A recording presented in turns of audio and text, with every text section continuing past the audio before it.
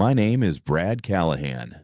I'm 42, a systems engineer, and the youngest son in a family where silence was always louder than truth. I grew up in a house full of people who talked over each other, but no one ever listened, especially not to the quiet one. My brothers became lawyers. My sister married into money. I was the only one who kept my head down and never caused trouble. Or so they thought. Truth is, I've always felt like an outsider, even in my own home, even in my own marriage. Especially in my marriage. Something about Corinne changed after Ethan was born, and I told myself it was the stress, or hormones, or me. But then my son grabbed my arm last night and whispered something that made my blood run cold. "Dad, don't go home tonight. Mom changed your medicine." Rain snapped against the windshield like a ticking clock I couldn't silence. The departures curb at SeaTac was jammed with blinking hazards, running engines, strangers fumbling with goodbyes. Corinne kissed my cheek like it meant something, adjusted her scarf, and pulled her carry-on behind her without looking back. "Remember to take your meds," she said, casual, half distracted. "You've been slipping again." Then she was gone, into the sliding glass, a black blazer disappearing under airport fluorescence. I watched her vanish. My hands were still on the wheel, but I couldn't remember the last time they'd felt like mine. "She's not going to San Diego, is she?" Ethan's voice was too soft for the storm. I looked up at the rear view. He wasn't blinking. He didn't fidget. Just stared. "Ethan," I said slowly, "what did you just say?" He leaned forward, seatbelt tugging against his chest. "Don't go home tonight. She changed your medicine. I heard her." Click. I shifted into park, glanced at the bottle in the center console, generic white cap, my name on the label, but the fill date. I narrowed my eyes. "Your mother's just tired. You probably—" "No," he interrupted. "I heard her. She said, 'It'll be done by morning.' And then she poured the pills into a little plastic bag and hid them under the sink." My heart slammed into my ribs. There's a line between coincidence and evidence, and a father knows the difference in his kid's voice. "She thought I was asleep," Ethan added, "but I wasn't." Cut 2. My hand on the pill bottle. Label Callahan Brad. Dosage 25 milliliters once daily. Date filled December 29th. Today was December 28th. What the hell? I popped the cap. Pills looked the same, but I'd been taking these for over a year. You learn things when your life depends on milligrams. These felt lighter. "Your hands are shaking," Ethan said. I dropped the bottle. Cut to black. We didn't drive home. I took the I-5 south ramp and kept driving until I couldn't see the airport lights anymore. Then I cut the engine on a side road near a closed gas station. Midnight was dragging its heels, but I felt like I'd been awake for days. Ethan was quiet again, back to twisting the sleeve of his hoodie. He did that when he didn't want to cry. "Tell me everything you heard," I said. He didn't answer right away. Then she was on the phone. She said, "We're ready to initiate. I've modified the dose." He paused. Then she said your name. I tried to breathe, but nothing came. "There's no such thing as a neutral act," my old professor used to say. "Every action is a signature. Every inaction is a death warrant." At the time, I thought it was melodrama. Now it sounded like prophecy. I pulled out my phone. No signal. "Try yours," I said. Ethan checked. 1 bar. Just then, the screen flickered, like it had been hijacked, then black, then a single line of white text. "She's not the only one watching you." I slammed the phone into the dash. Ethan flinched. "Dad." A buzz came from the center console. My phone again. This time, a notification from the smart home app. "Front door unlocked, 12:41 a.m. We weren't there, but someone was. "If Mom didn't change your medicine," my son whispered, "why does the bottle say it was filled tomorrow?" I didn't drive home. I drove past it, past the left turn onto Alder Street, past the blue house with the maple tree in front, past the place that used to mean warmth and meant nothing now. We parked under a canopy of pine, 2 blocks down, lights off. The truck engine ticked in the cold like a dying heart. Ethan didn't speak. He was watching the house like a soldier waiting for movement in enemy territory. I kept the pill bottle in my lap, still shaking, still thinking. "You ever wonder," I muttered, "how something meant to keep you alive can be the very thing killing you?" Ethan didn't respond. I glanced at the porch light. Still on. Front door closed. Curtains drawn. Everything looked normal, but that was the problem. Everything looked normal. I should have seen it, I whispered. People only see what they're willing to lose, Ethan said softly. I turned. Who told you that? He shrugged. I heard you say it once. To Mom. Cut scene. 12:14 a.m. The neighborhood was quiet. Too quiet. Not a single dog barked, no breeze, no rustle. Then, movement. A car turned the corner. Slow. Lights off. Dark sedan. No front plate. I slid lower in the seat. The car crawled past 2 houses, then stopped. Right in front of ours. My pulse spiked. 2 figures stepped out. Black hoodies. No hesitation. They moved like they belonged there. No flashlight. No tools. Just purpose. Why aren't they trying to break in? I whispered. Ethan answered without blinking. Because they have a key. One walked around back. The other paused on the porch. A faint red glow lit under his sleeve. He typed something into a watch or device. Seconds later, my phone vibrated. Not a call. A push notification. Smart home alert. Front door unlocked. 12:17 a.m. My fingers curled into fists. The tremor was gone, replaced by something colder. She knew you'd be watching, Ethan said. Cut to black. I grabbed his jacket. What else did you hear? Ethan hesitated. She said, if he doesn't comply tonight, proceed with the next step. Next step? My voice cracked. What next step? He looked down. She didn't say. Just, she sounded different. Not like Mom. Like someone reading instructions. Cut to. My phone again. New text. Unknown. Brad, why aren't you home yet? Blood drained from my face. I turned off the phone. Then I turned it back on. Screenshot. Saved. Sent it to my backup email. Paranoia wasn't paranoia if someone was actually watching you. I started the truck. We're not staying here. Where are we going? To find someone who knows what the hell this is. Cut scene. Parking lot. 24-hour diner, closed, lights flickering inside. I pulled around back, killed the engine, popped the glove box. There was a second bottle in there. One Corinne had labeled herself. A smaller dosage. Emergency use only. I'd never seen that one filled. Ethan reached forward. Don't. His voice wasn't scared. It was steady. You don't need it, Dad. Not tonight. I stared at the bottle. My hands twitched. I was dizzy. But part of me was clearer than I'd been in years. The truth's always louder when you stop medicating it, I muttered. I dropped the bottle back in the box. Outside, rain started again. Harder, like nails on glass. Then headlights in the mirror. Same dark sedan. This time behind us. I hit the ignition. Tires squealed. Right turn. Left. Alley. Another right. No signal, no GPS. Only instinct and dread. Who the hell are they? I said, half to myself. The ones who come when the test subject stops following protocol. Ethan answered. I stared at him. How do you know that? He didn't answer. Cut scene. Rear view mirror. Headlights gaining. Dashboard 52 mph. 61 mph. 74 mph. Rain blurring the windshield. Wipers couldn't keep up. Heart pounding in my throat. Ethan braced. Himself. If they catch us before midnight. What happens? He looked straight ahead. You'll never remember who you were before the pills. I killed the headlights and turned into an unlit service road, tires sliding against wet gravel. The sedan behind us didn't follow. Not yet. They were toying with us. The road cut between trees like a wound. No street lamps, just fog and the metallic breath of rain on steel. I could barely see. Where are we going? Ethan asked. Somewhere with people, cameras, witnesses. Will that stop them? I didn't answer. Cut scene. The motel was cheap, low to the ground, and forgotten. Neon flickered above the office window. Vacancy.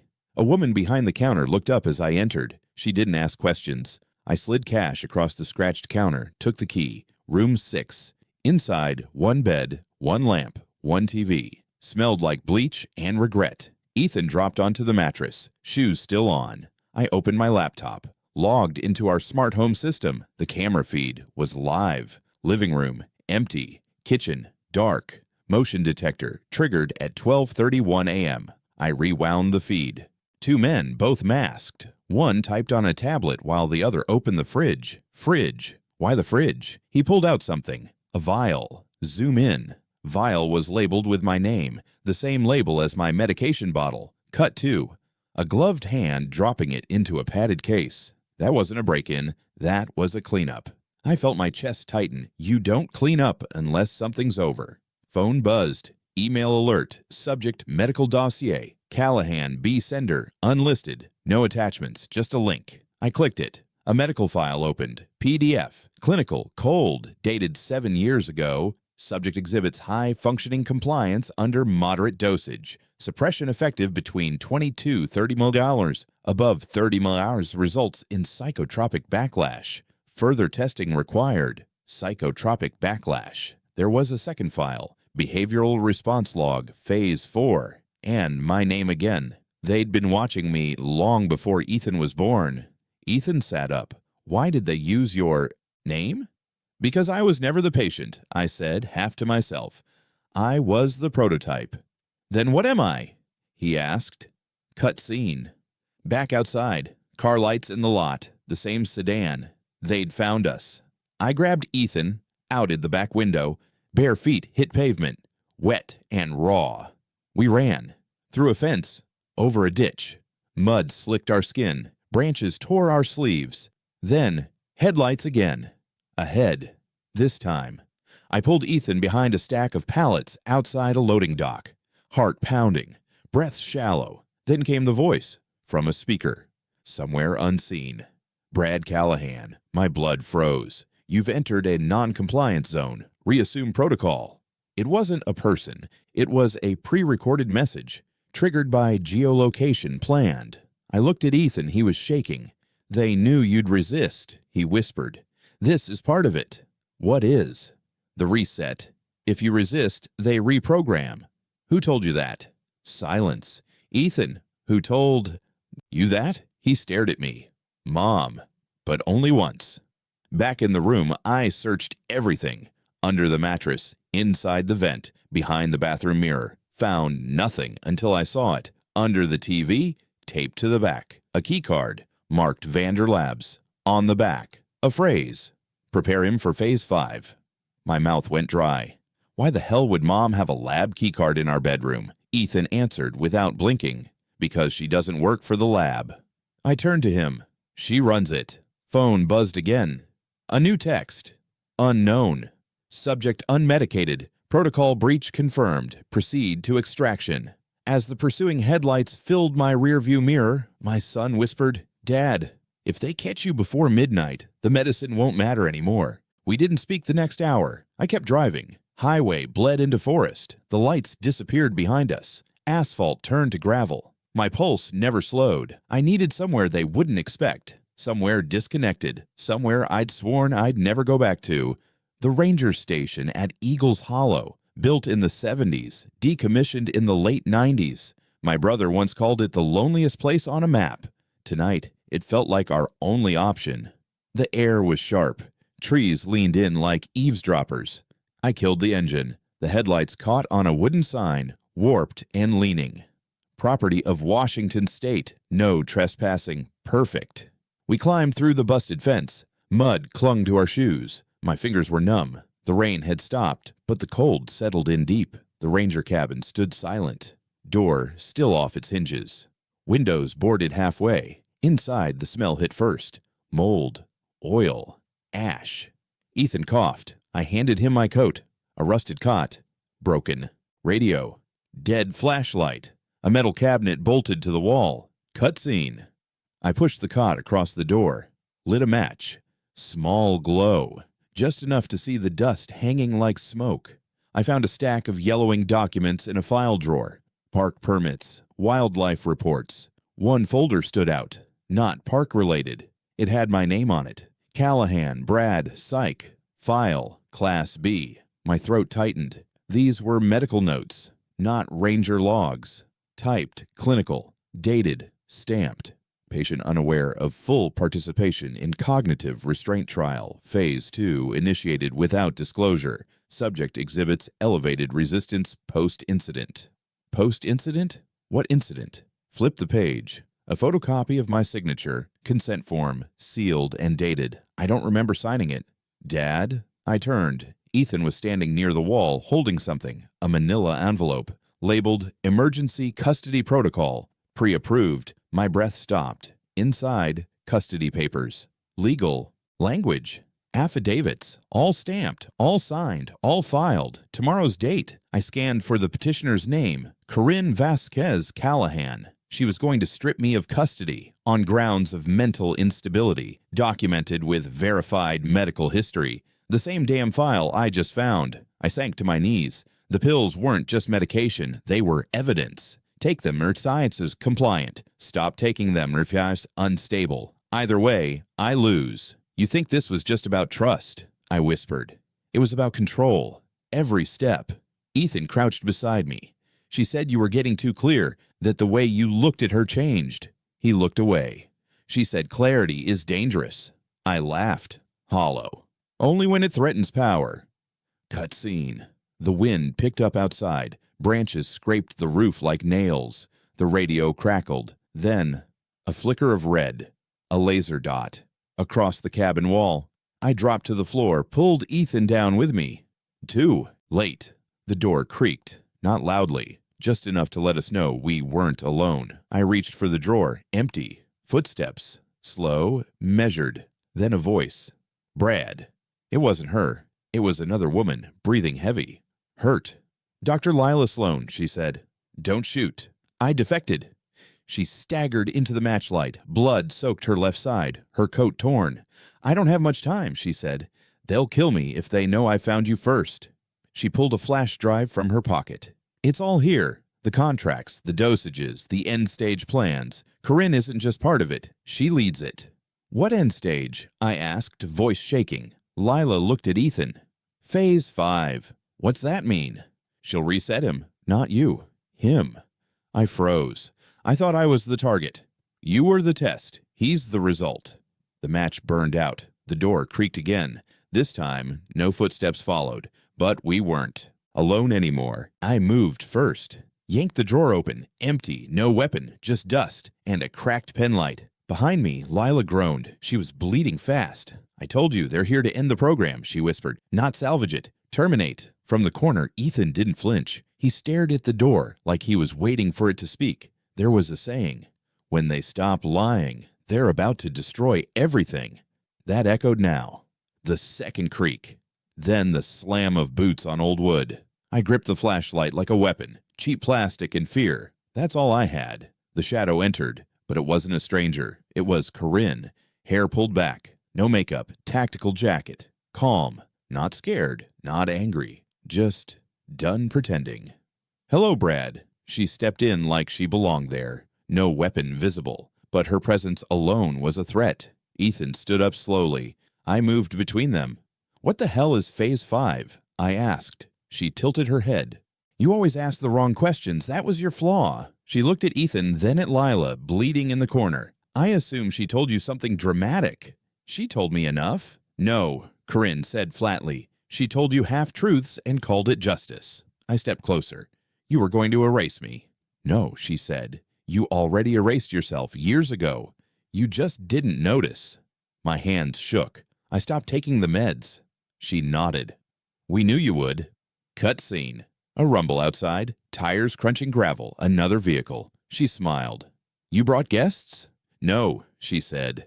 They were already en route. You're not the only subject, Brad. This wasn't about you. She took a step forward. Ethan's been reacting to your withdrawal. His neurological mapping showed signs of cognitive destabilization. We had to make a decision. You turned my son into a lab rat. Corinne's voice lowered. Brad, you were the test. He's the future. I lunged, not out of strategy, out of instinct. I tackled her hard, shoulder to ribs. We hit the ground. She fought dirty. Elbow to my jaw. Blood in my mouth. Ethan screamed. Lila pulled herself up just enough to slide something across the floor. A syringe. Corinne reached for it. I slammed her wrist into the floor, hard. She snarled, then spat in my face. You don't even know what's in your bloodstream anymore. Footsteps outside. Loud. Fast. Door burst open. Hunter Reyes. Old friend. Former investigator. Not in uniform. He held a hunting rifle. "Move!" he barked. Corinne froze. I rolled off. Ethan ran to me. Hunter kicked the syringe away. Corinne didn't speak, didn't blink. Hunter nodded at me. "You all right?" I nodded, but something was off. Too easy. Too fast. Corinne smiled. "You still think this ends with me?" Hunter raised the rifle. "On your knees." She did it slowly, deliberate, her gaze fixed on Ethan. "You're more like me than you know," she said. "I'm nothing like you," he answered. Hunter pulled a phone from his pocket, dialed, package secured, requesting evac. Static. Then a sharp tone. The voice on the other end was robotic. "Non-compliance logged. Reset authorized." "Who the hell was that?" I snapped. Hunter's face went pale. "Brad, there's another layer." Before he could finish, the power cut. Darkness swallowed the cabin. Then red lights activated, embedded in the ceiling. Emergency mode. Not from the station, from something recently installed. A speaker clicked on, and her voice came through. Not Corinne. Someone else. "Brad Callahan. Termination of Phase 4 is incomplete. Subject must comply." I looked at Hunter, at Lila, then at Ethan. He was backing away, staring at me. "Dad," he whispered, voice hollow, "what did they put inside you?" I didn't answer, because suddenly I didn't know. "You were never the patient," Corinne whispers as the lights go out. "You were the control." The power never came back on. We didn't wait. Hunter and I carried Lila out first. She could barely stand. Her blood left a trail through the cabin doorway. Ethan followed silently, flashlight in one hand, the other gripping my jacket like he was afraid I'd disappear again. Outside, the red emergency lights faded into the fog like something out of a dream, one you couldn't wake up from. We drove without speaking. The silence wasn't peace. It was a bandage over a wound too deep to suture. Cut scene. 3 hours later, we hit the hospital. They took Lila in without questions. Hunter used his old credentials to push past security. Ethan and I waited in a locked observation room under false names. 2 nurses brought me water. One looked at me like I was the story that didn't make the news. Maybe I was. I stared at the bandage on my arm. Not from the fight, from the blood test they'd run after we arrived. I didn't ask what they were looking for. They didn't. Tell me. That's when you know it's bad. When people in scrubs stop explaining. Cut scene. Later, a federal agent came in. Not FBI. Not local PD. She said nothing about her department. Just slid a folder across the table. Inside, stills from traffic cams. Audio transcripts. Surveillance captures from our own house. From years back. Someone had been cataloging every smile, every dinner, every pill. "You were a long project," she said, "but not the only one." "Where's Corinne?" She paused. "She's in holding, but it won't last. Her file is coded black. There are organizations deeper than the courts." I looked at Ethan. He was playing with the zipper on his hoodie. The agent leaned in. "He's still viable, if you're wondering." My stomach flipped. "What do you mean, viable?" "As a subject." "No," I said. "He's my son." She nodded once, stood. "You're free to go." Cut scene. Weeks passed. We moved to a rental near the coast. Somewhere quiet. Somewhere no one knew our names. Ethan started drawing again. I caught him sketching me once, except the eyes weren't mine. They were hers. He didn't mean it. I know that. But some echoes don't fade. The mail came late that day. A manila envelope, no return address. Inside, a single key. Metallic blue, engraved, Locker 419 Pacific Station. No note, no instructions. I didn't tell Ethan. Some doors are better left locked, but some can't be. Cut scene. One night, I called my mother. We hadn't spoken in years. She answered like she was expecting me. "Bradley," she said. "It always skips a generation. I told them that." Them. "What did Dad take?" There was a pause, then, "He never took anything. That's why he lost everything." Her voice cracked. "Don't make the same mistake." Click. That night, I opened the glove box, found the original bottle, the one Corinne packed, still sealed, still full. I held it under the dashboard light. My reflection in the cap was warped, blurred. The past isn't what defines us. It's what we do when we finally understand it. I whispered, "We are not our programming." Then I twisted the cap open, one final dose. in case the first attempt fails. Ethan stood behind me. "Dad," he said quietly, "did you take your medicine?" I didn't answer, but the bottle was already open.